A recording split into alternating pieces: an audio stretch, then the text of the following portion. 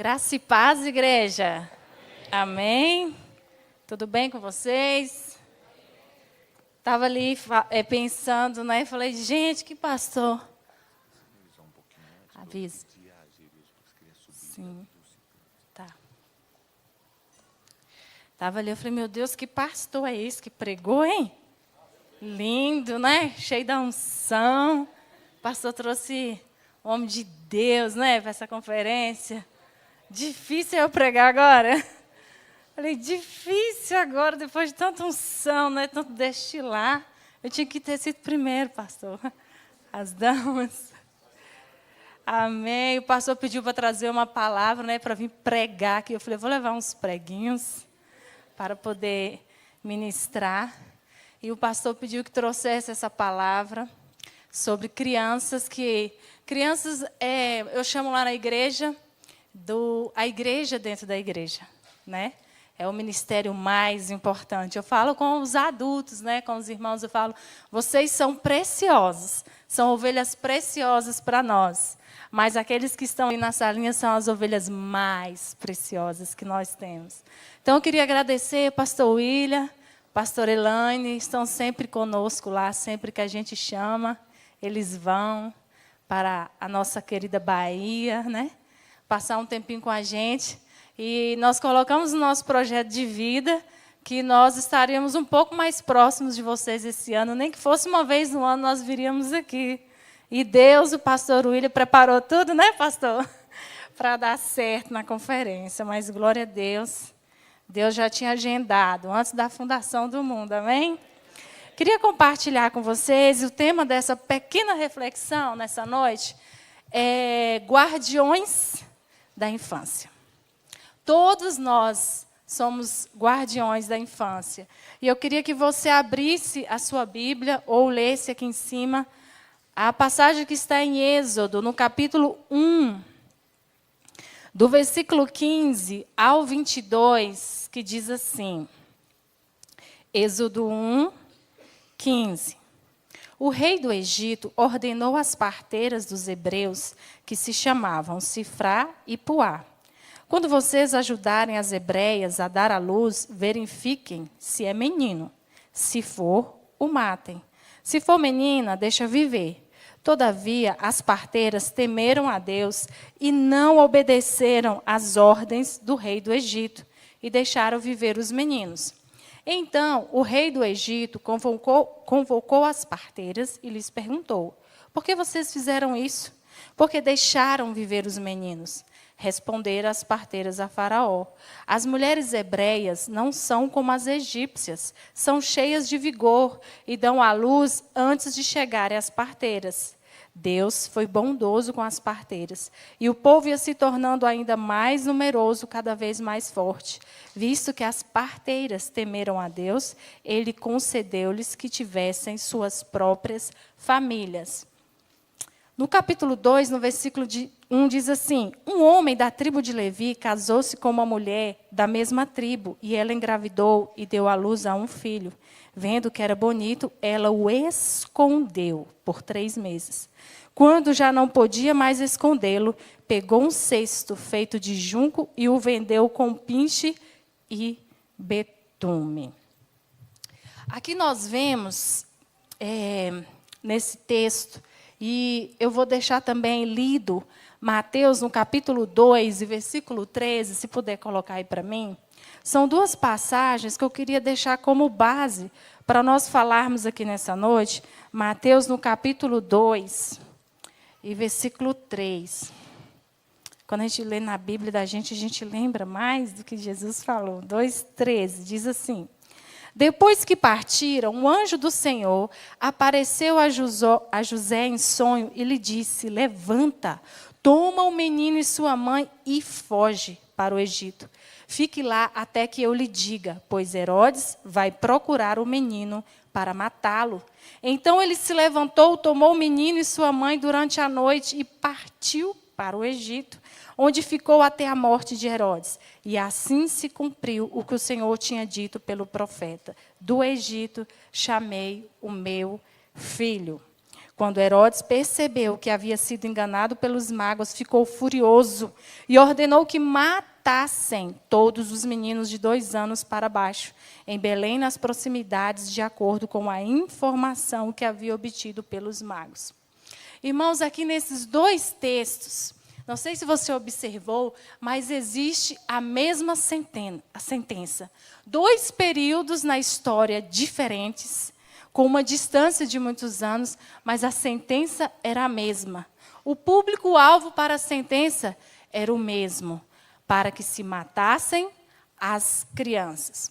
E hoje, 2025, nós estamos vivendo quase que o mesmo cenário, para não dizer o mesmo, só que com uma outra forma. As nossas crianças, os nossos filhos, netos, bisnetos, têm enfrentado essa mesma perseguição de morte. Morte nas escolas, nas creches, no virtual, no celular. As crianças, elas estão sendo perseguidas de uma outra maneira, mas existe uma sentença. Esse mesmo espírito de perseguição às crianças, à infância, à adolescência, é o mesmo espírito que ainda tem atuado hoje no mundo inteiro. A perseguição de Satanás é uma geração inteira. A gente pensa que é uma criança isolada, um local isolado, mas não é. Satanás, ele nunca parou de perseguir a infância. Mas por quê que o reino das trevas tem investido tanto na infância em 2025, na nossa geração, no nosso tempo? Porque quando Satanás ele investe numa geração, e nessa geração, exclusivamente, é porque ele sabe que esses meninos e meninas serão libertadores, serão homens e mulheres de Deus, que na sua geração irão libertar. Assim como nós lemos aqui no texto, que contou a história de Moisés e contou a história de Jesus. Foram 2 grandes libertadores, que quando eram pequenininhos, houve uma perseguição. Então, Satanás, ele investe nessa geração, nesse público, de uma forma tão implacável, porque ele sabe que existem meninos, mulheres, serão homens e mulheres libertadoras. Então, eu digo sempre lá na igreja, se o reino das trevas está indo com muita voracidade atrás das nossas crianças, nós, igrejas, pais, pastores, líderes, avós, tios da salinha, nós devemos ir com o mesmo ímpeto. Nós devemos ir com a mesma força. Nós devemos ir com a mesma garra. E Deus, ele trouxe alguns princípios ao meu coração. E eu gostaria de compartilhar 3 com você aqui nessa noite. Apenas 3 dos que Deus colocou em meu coração. E o primeiro princípio é que Deus escolhe homens e mulheres simples. Maria, José, Joquebede, são homens e mulheres simples. Simples, assim como eu e você que está sentado aí. Simples na minha casa, na nossa igreja, na nossa cidade. Nossa cidade é tão pequenininha. Tem quantos habitantes? Lindo. 28 mil habitantes.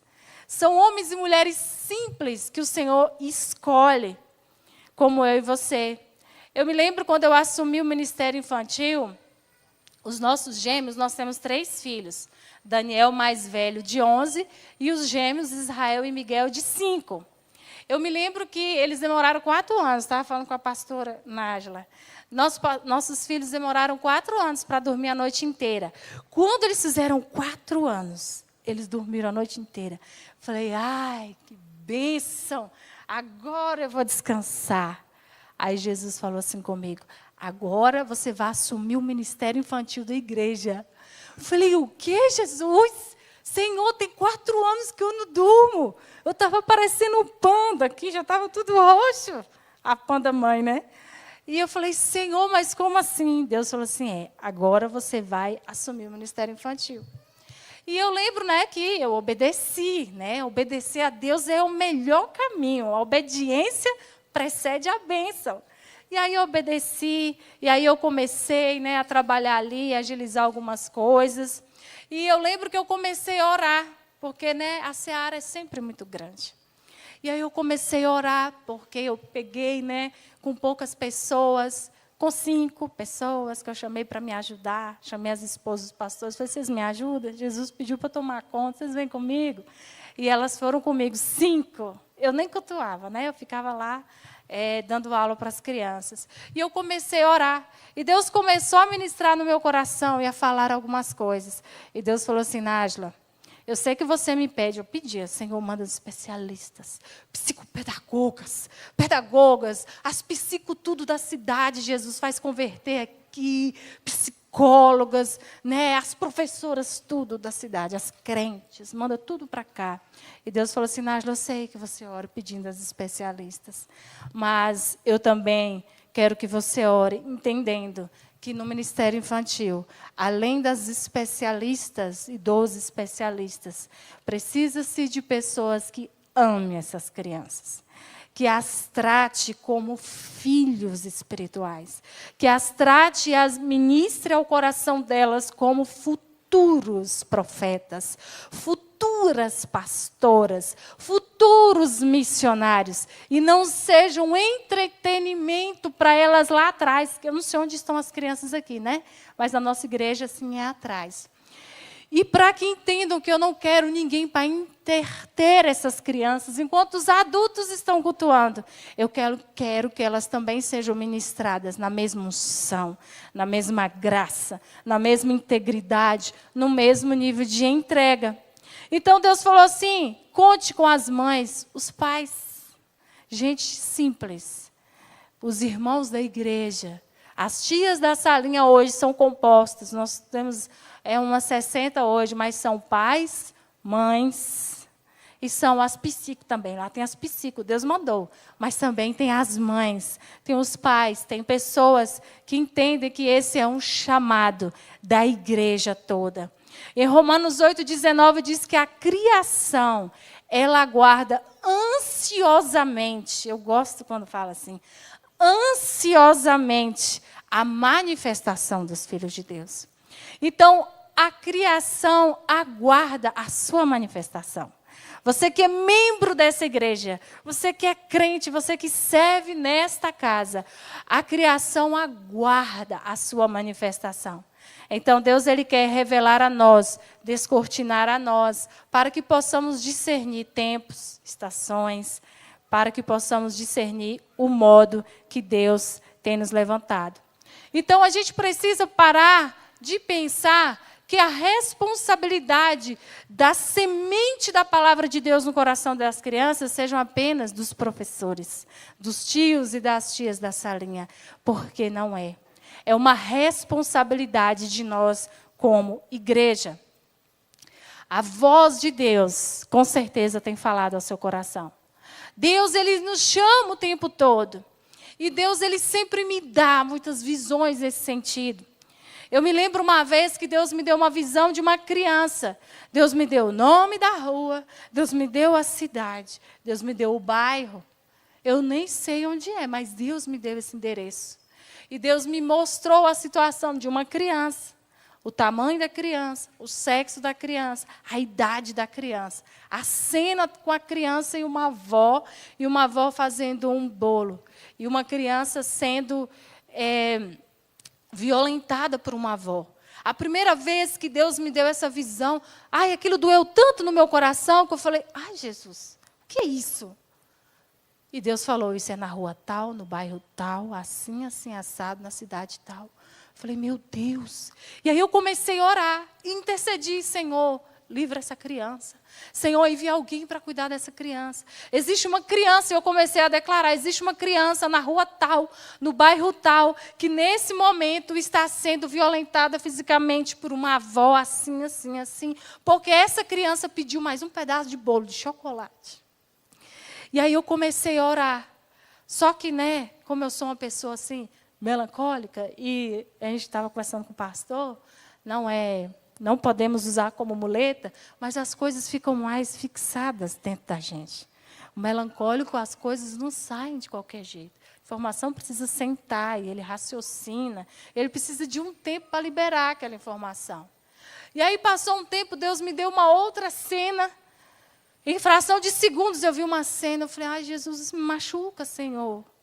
Há 15 dias atrás, de madrugada, Deus me deu uma outra situação, umas 3 horas da manhã. Eu falei, Deus, o Senhor me chamou para trabalhar com crianças. Mas eu não aguento ver isso, Senhor. Eu não assisto jornal, eu não vejo esses vídeos, essas coisas. Eu não tenho psicológico, assim, para ver essas coisas muito feias. E eu falei, Deus, o Senhor me mostra. Mas, Senhor, não me faz isso enraizar em mim a ponto de me paralisar. Eu quero que isso gere em mim uma intercessão profética, pontual, que gere um resultado na vida dessas crianças. Que eu nem sei quem são, nem onde estão. E aí, há uns 15 dias atrás, umas 3 da manhã, eu tive uma visão de novo. E Deus me mostrou mais uma cena. E eu orei, eu repreendi, e eu pedi a Deus que guardasse aquela criança, aquela menina, naquela situação tal, e tal, e tal, e tal. Então, Deus, Ele olha para mim, Ele olha para você, talvez você não estará lá, mas existe a sua intercessão. Talvez você não estará aqui nas salinhas, mas existe a sua intercessão.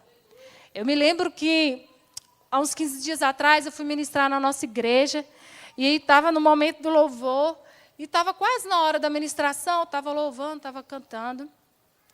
E Deus falou assim comigo, sobe, prega, ministra a palavra, mas não esquece das minhas crianças. Eu comecei a chorar, eu comecei a desabar. Quando eu cheguei em casa, eu falei, Robson, Deus falou que eu tinha que pregar, que eu tinha que ministrar, mas que eu não esquecesse das crianças.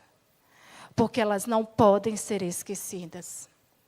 Então, a gente se move na igreja. Nós trabalhamos muito lá, nós temos células, temos rede, assim como você. Temos ministério de mulheres, temos muitas coisas. Mas Deus sempre está martelando dentro do meu coração. Não esquece das minhas crianças. Nós estamos aqui cultuando e lá atrás não pode ser um entretenimento. Lá atrás tem que ser tão forte quanto aqui. Lá atrás tem que ter oração tanto quanto aqui. Adoração, ministração da semente da palavra de Deus assim como aqui. E o segundo princípio que Deus ministrou ao meu coração está em Salmo 91, que você já sabe. Aquele que habita no esconderijo do Altíssimo, a sombra do Onipotente descansará. Direi do meu Deus, Ele é o meu Deus e o meu refúgio. E mais lá na frente, quando Davi começa a recitar esse versículo, ele diz, 1000 cairão ao teu lado, 10.000 à tua esquerda, mas tu não serás atingido. Existe um esconderijo. E esse esconderijo, ele é um lugar espiritual. Existe um esconderijo para as nossas crianças, e é um lugar espiritual. Nossa missão como pais, mães, educadores, tios, professores, pastores e líderes é esconder as crianças dessa igreja. Se você está aqui nessa noite, você é um professor, você é um coordenador, é um diretor de escola lá fora, ou aqui na igreja, você serve nessa igreja dessa forma. Eu quero te dizer uma coisa, não é proposital que você esteja nessa área. Não é proposital que você trabalhe numa escola. Não é proposital que você seja zelador, zeladora de uma instituição, de uma creche, de um ambiente que tem crianças. Não é proposital. Você é um agente de Deus naquele lugar. Eu lembro que eu conversava com uma irmã da igreja que ela trabalha numa escola como zeladora. E ela começou a contar para mim que todos os dias, quando ela vai limpar aquelas carteiras, que ela começa a orar e ministrar e pedir a Deus que alcance essas crianças, porque são tantas que nem conhecem a Deus. E ela começa a ministrar todos os dias. E eu falei com ela, não é de propósito que Deus te colocou nesse lugar. Foi proposital pelo Espírito Santo de Deus. Haverá uma autorização dos céus sobre as nossas vidas, um reposicionamento. E se você tem essa graduação, eu sempre falo na igreja com as meninas, se graduem, estudem, façam faculdade na área da educação, para que nós possamos chegar lá fora, nas faculdades, nas escolas e nas creches, com a palavra de Deus. Para nós que somos pais e mães, esconda seus filhos. Esconda a pureza dos seus filhos. Esconda os seus filhos na casa do Senhor. Monitore o que os seus filhos assistem, o que eles estão vendo, o que eles estão jogando, porque eles estão sendo observados dentro da nossa própria casa. Ore pedindo a Deus revestimento todas as vezes que seus filhos forem para a escola. Coloque a mão sobre a cabeça deles. Quando o Daniel sai para a escola, eu faço oração todos os dias. Eu falo, Deus, guarda o meu filho. Guarda a entrada, guarda a saída. Eu estava brincando, com a pastora, que eu moro de frente à escola, cidade pequenininha. Sai 5h20. 5h19 eu vou buscar as crianças, porque eu demoro 1 minuto para atravessar a rua e chegar lá. Aí a gente chegou ontem aqui naquele trânsito e eu vi as vans, eu falei, Robson, já está de noite, esses meninos chegaram em casa ainda. Lá em casa, 5h45, os meninos já tomaram banho, já lancharam, já estão brincando. É 1 minuto para chegar. E eu falo, Deus, guarda a entrada e guarda a saída. Livra do homem mau, do homem pedófilo, sanguinário, do perverso. Guarda, Senhor, afasta as más amizades do meu filho. Senhor Jesus, fecha os ouvidos, o coração dele para as coisas que não provêm do Senhor e coloca um filtro para ele absorver só aquilo que provém do Senhor. Abre a mente, o coração, dá inteligência, Senhor, para esse menino aprender na escola. Todos os dias. Você é a maior autoridade espiritual na vida do seu filho nessa terra. Então, seja voraz, seja intencional, tenha a mesma intensidade como uma leoa defende seu filhote. É assim que nós devemos ser com os nossos filhos, guardando a semente. Assim, o diabo não poderá tomar essa colheita. Quando o diabo ele rouba a semente do coração da criança, ele rouba uma colheita inteira. Quando Satanás chega numa criança e rouba a infância dessa criança, e essa criança morre, ela é abortada, de alguma forma ela perde a vida, Satanás ele colhe uma geração inteira. Ele elimina uma geração inteira da terra. E quando nós semeamos a palavra de Deus no coração de uma criança, e eu digo para os professores lá do Ministério Infantil, vocês estão semeando no coração dessas crianças, mas vocês não têm noção da semeadura que vocês estão fazendo, porque essa semente vai germinar na seara do mundo inteiro.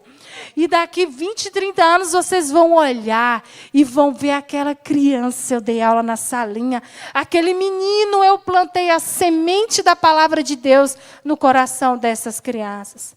Talvez você está aqui, mas meus filhos cresceram. Ou eu nem casei. Eu não tenho filhos, mas interceda por essa geração. Interceda pelas crianças que já estão nessa igreja. Pelas crianças da sua família. Pelas crianças que você conhece, do ambiente que você trabalha.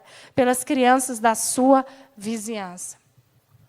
Eu me lembro que um dia eu tive um sonho e Deus me mostrou o rugido de um leão.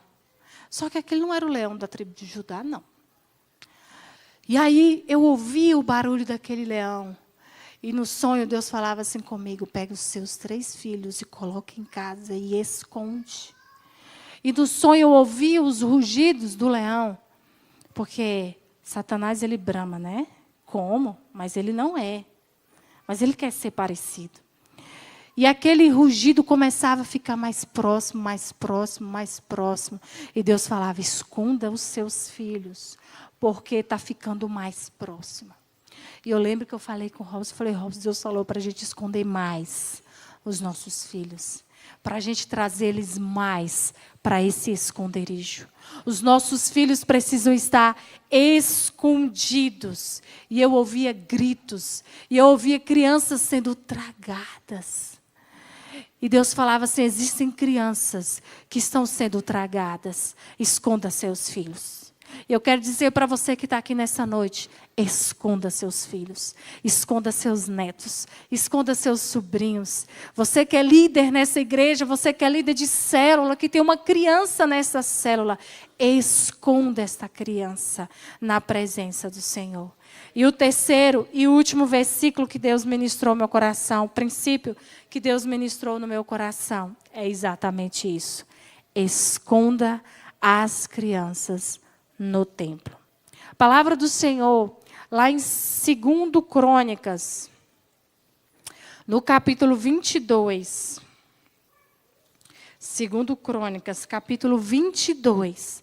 E no versículo 10, diz assim: quando Atalaia, mãe de Acasias, soube que seu filho estava morto, ela mandou matar toda a família real de Judá. Mas Jeozeba, filha do rei Jeorão, pegou Joás, um dos filhos do rei Acasias, que iam ser assassinados, e o colocou num quarto junto com a sua ama. Assim, Jeozeba, filha do rei Jeorão, mulher do sacerdote Joiada, irmã de Acasias, escondeu Joás de Atalaia, de forma que ela não pôde matá-lo. 6 anos ele ficou escondido com elas no templo de Deus, enquanto Atalaia governava o país. Eu não sei se você já viu essa passagem, mas nesse contexto aqui, o rei Acasias, ele era filho da rainha Atalaia.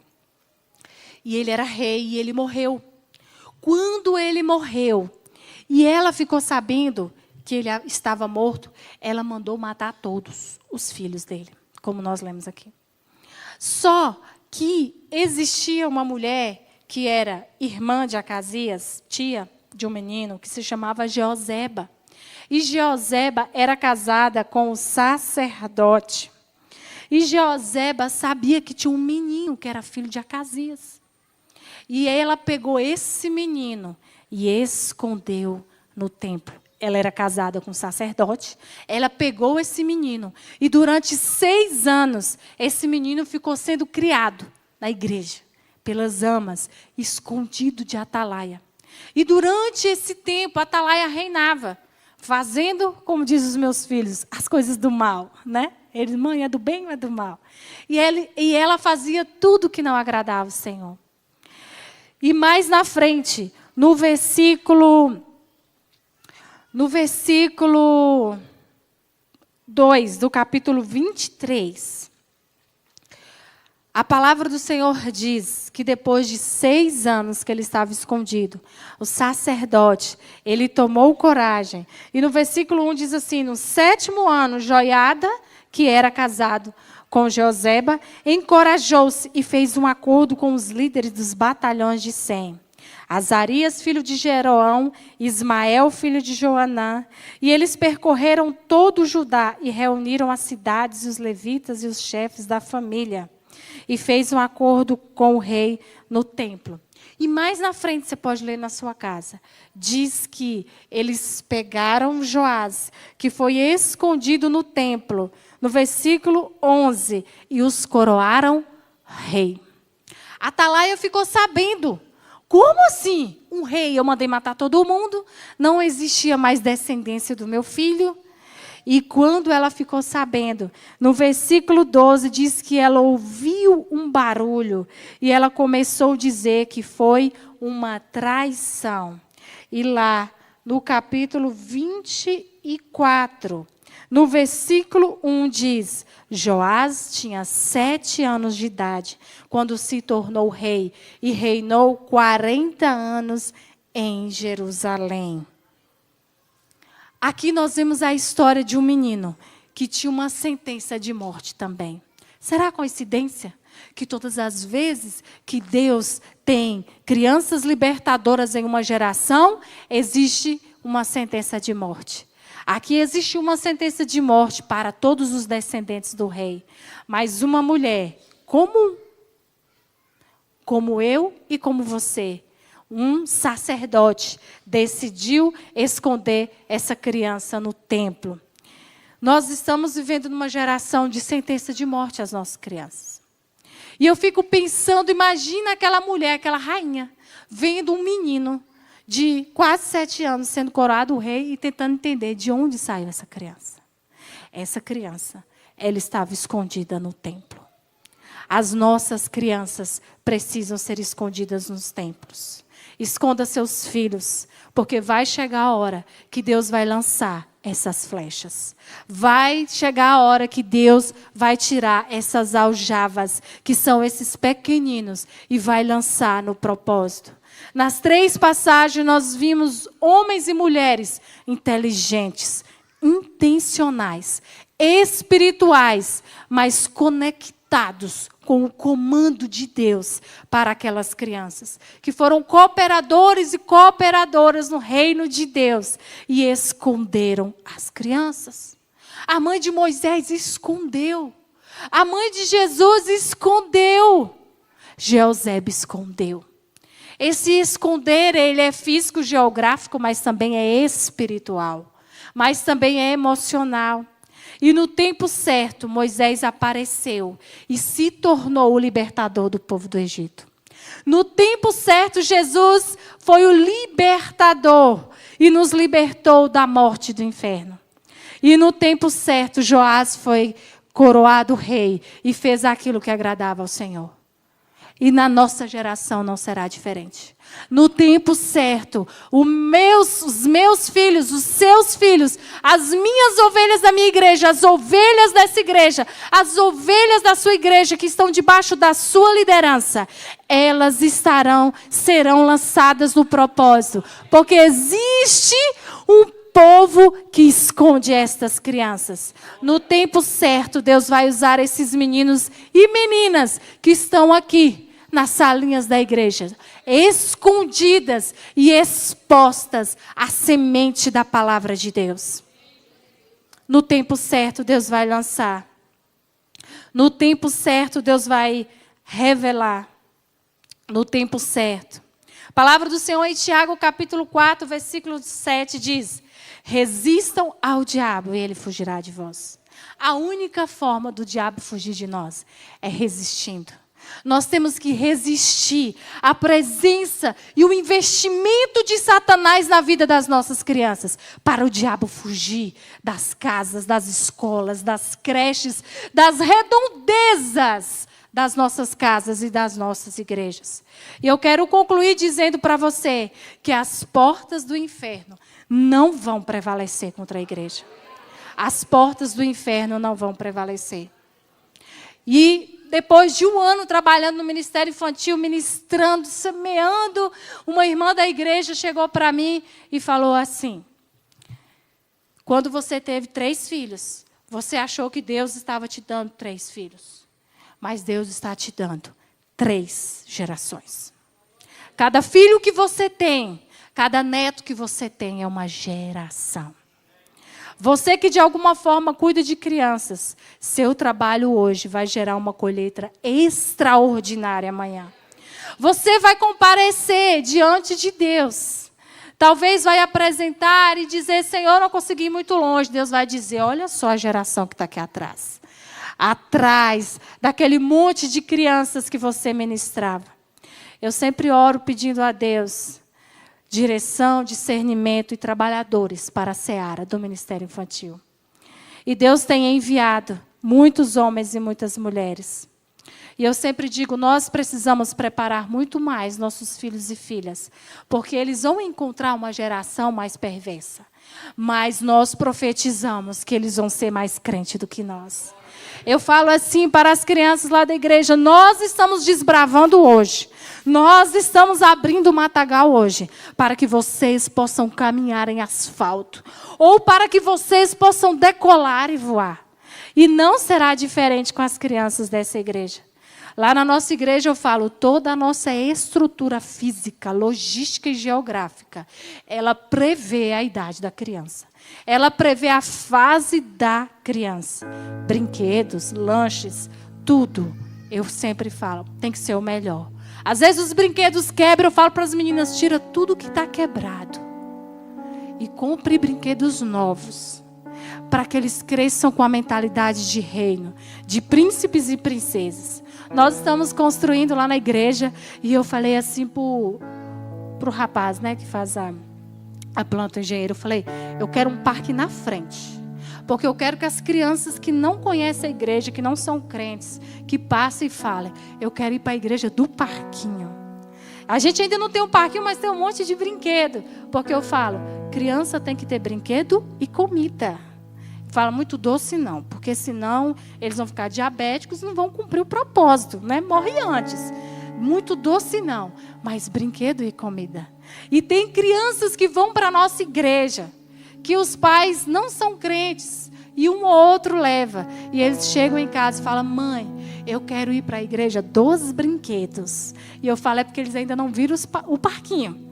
Porque na hora que eles chegaram para os pais, pedindo para a igreja do brinquedo e dos parquinhos, não tem para onde o pai e a mãe correr. Porque é o que as crianças gostam. Então, existe uma igreja dentro da igreja.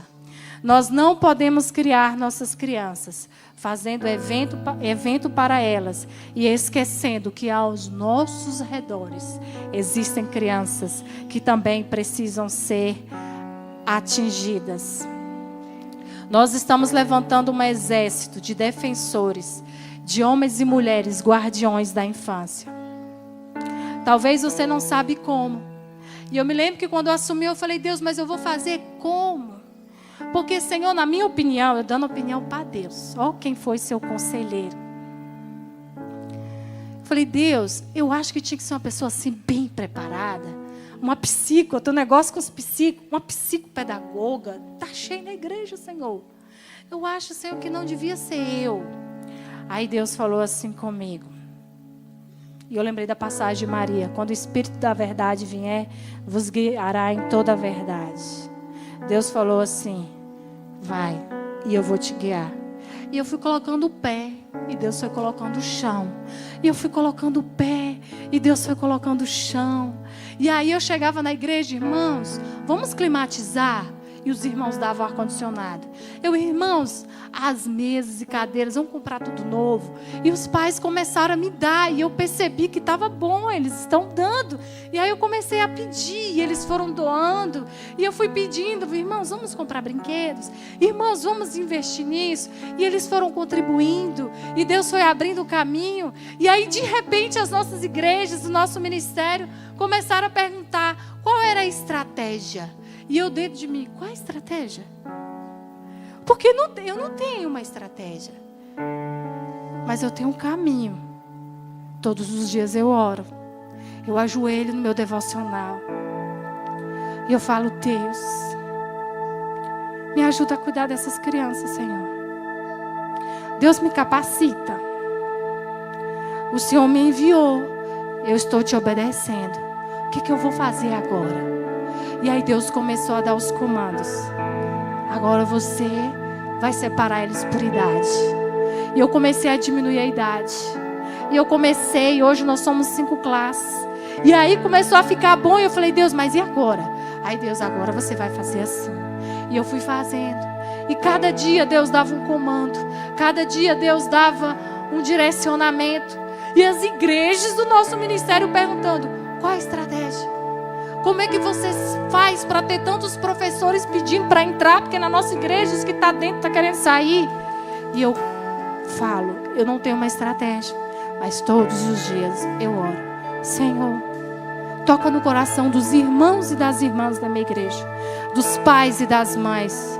Para que eles amem as crianças. E eu sempre falo com eles, todas as vezes que eu vou fazer uma reunião, seu coração ainda está aqui? Porque se o seu coração não estiver aqui, você pode ir servir em outro ministério da igreja. Temos muitas coisas na igreja para você trabalhar.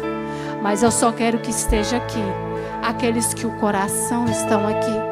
Porque os profetas da próxima geração não merecem professores mal-humorados. Professores que estão dizendo, eu tinha que estar lá no culto. Eu estou perdendo o culto. Não, quem está lá está no culto, está ministrando no culto. Mas essas crianças precisam ser escondidas. E eu não poderia encerrar aqui dizendo que nós precisamos profetizar sobre as nossas crianças.